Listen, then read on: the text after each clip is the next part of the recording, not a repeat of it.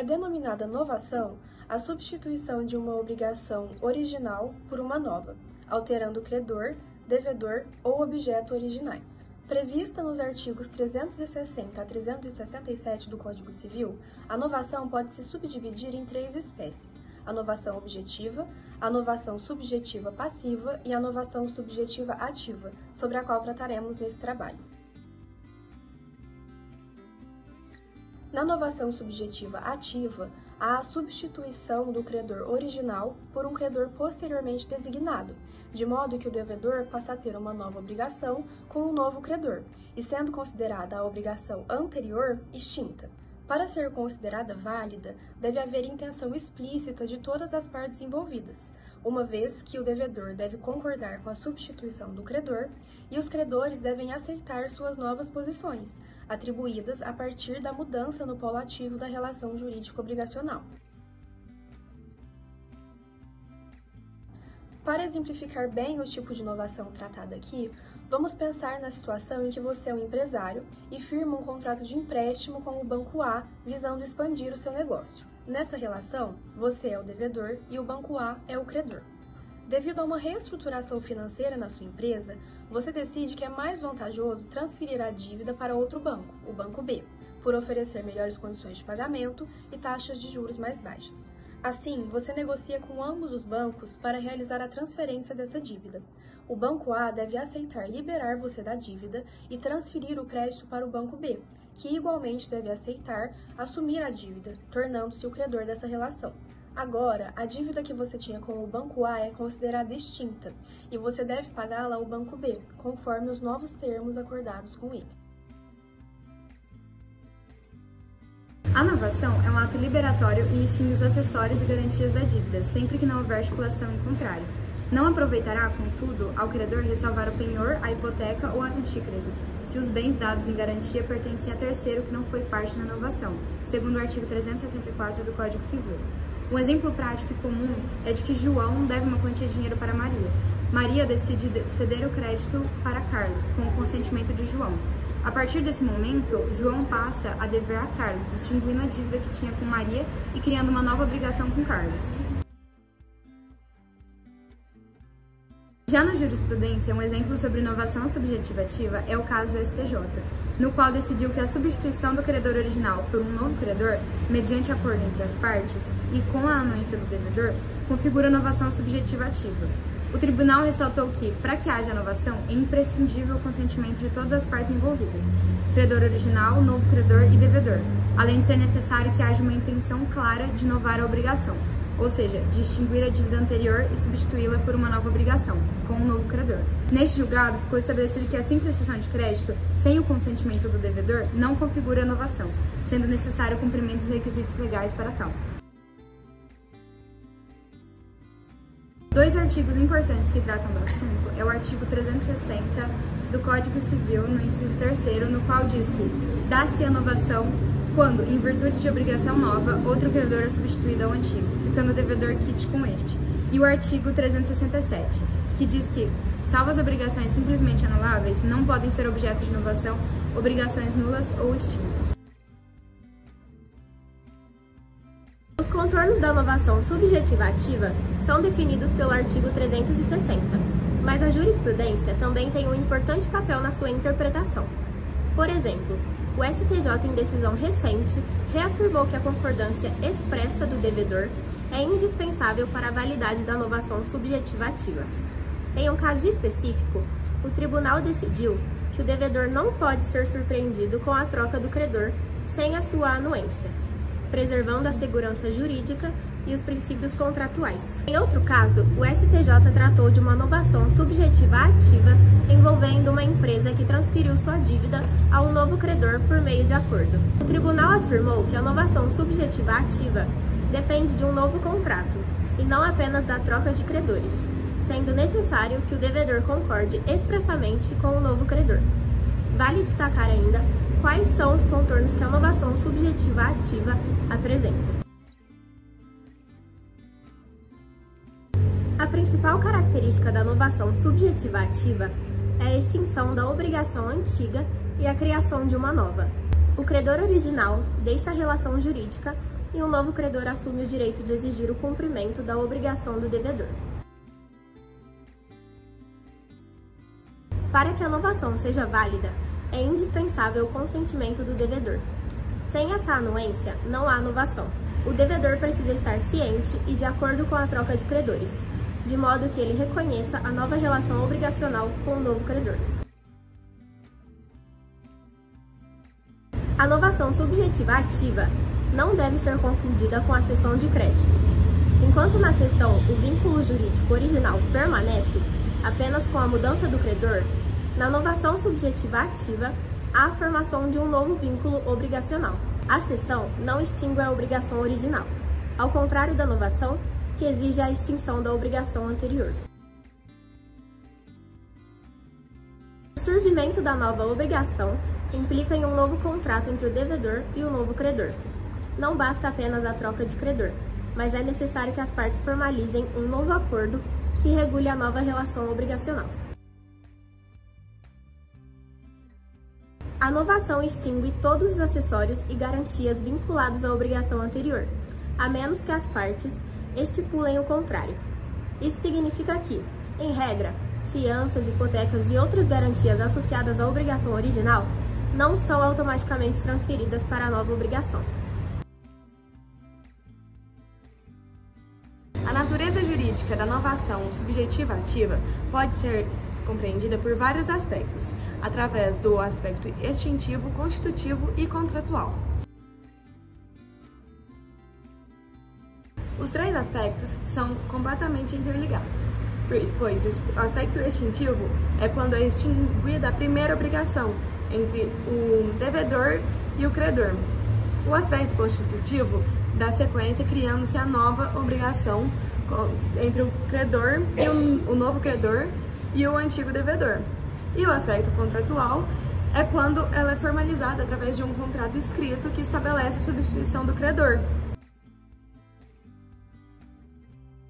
Todos os procedimentos requerem certas formalidades a serem seguidas, como o contrato escrito, que deve elencar ponto a ponto tudo que está sendo acordado entre as duas partes. A notificação do devedor sobre a mudança do credor, o devedor tem que estar ciente da mudança que está acontecendo, e a documentação que comprove a ciência tanto do devedor quanto do novo credor, para que o contrato também ganhe mais força e nada fique ilícito e sem acordo entre as partes. Os efeitos da novação subjetiva ativa são a extinção da primeira dívida com o antigo credor, a nova relação da dívida se alterando o devedor com um novo credor e a manutenção das condições da obrigação, pois será acordado entre a nova parte, ou seja, o novo credor, sobre como vai ser o pagamento, em quantas vezes, os limites, além de também existir a transferência dos direitos e garantias. Os direitos e garantias que o antigo credor possuía são automaticamente transferidos para o novo credor, para que seja possível ele exercer o direito de receber o pagamento com o devedor. O novo credor adquire todos os direitos do credor original, o que inclui receber o pagamento, aplicar qualquer garantia associada à dívida. E isso pode ser muito relevante quando as garantias são um valor muito significativo. E existem controvérsias potenciais. Por exemplo, a falta de comunicação adequada com o devedor, entre o devedor e o credor, pode levar a controvérsias que aí começam a ter dúvidas e disputas sobre a validade e mudança do credor. Existem alguns ajustes essenciais em alguns documentos. É importante atualizar todos os documentos relacionados à dívida e que vão refletir na relação obrigacional. Documentos como contratos, recibos, devem ser ajustados para evitar confusões e garantir que a nova obrigação seja claramente documentada. Sendo assim, podemos concluir que a novação de pagamento subjetiva ativa é um instituto jurídico que permite a substituição do credor em uma obrigação sem alterar o devedor ou as condições substantivas da dívida. Esse processo envolve a extinção da dívida com o credor original e a criação de uma nova obrigação com o novo credor. Entender os requisitos, efeitos e formalidade associada à novação é crucial para garantir a validade e a eficácia do processo, assegurando que todas as partes envolvidas estejam de acordo e cientes da mudança da relação obrigacional.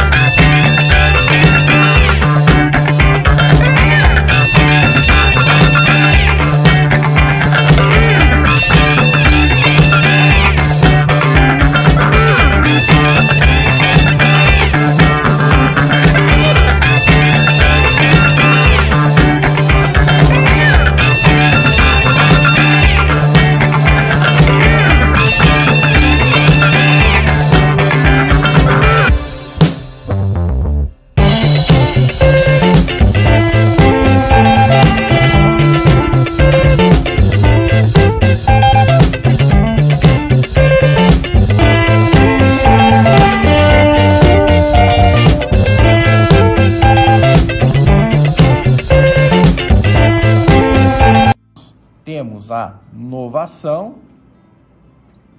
como modalidade de extinção da obrigação. Uma nova ação é o novo. O que pode ser caracterizado como novo? O novo, o caráter novo dessa nova obrigação, ela pode abranger o objeto, as partes ou o motivo da obrigação. Ele substitui toda obrigação, não é apenas parte da obrigação. É uma substituição de toda a obrigação. Com a novação, há o quê? Há o nascimento de uma nova obrigação. E essa nova obrigação, ela extingue a anterior, e mais do que isso, e aqui nós devemos ter muita atenção, é o fato de que também extingue eventuais garantias. Na doutrina existe uma divisão entre novação objetiva, quando o devedor, junto ao credor, contrai uma nova dívida, por exemplo. Então, a dívida anterior vai ser abrangida pela nova dívida, se cria, portanto, uma nova obrigação. A novação também pode ser subjetiva. E quando isso ocorre? Ela pode ser passiva ou ativa. Passiva e ativa porque na novação subjetiva, o que há de caráter novo é a substituição das partes. Na passiva, há uma substituição da parte devedora e na ativa, da parte credora. Outro aspecto que devemos estar atentos e que é muito importante é que, para que se obtenha os efeitos da novação, há necessidade que fique evidente o ânimo, vontade de inovar. Sem que isso esteja muito evidente, não há como se caracterizar a inovação e, por consequência, aproveitar dela com os seus efeitos, que é a extinção da obrigação. A extinção da obrigação relacionadas à obrigação anterior, certo? Se não houver esse evidente ânimo de inovar, o que acontece? A nova obrigação, ela apenas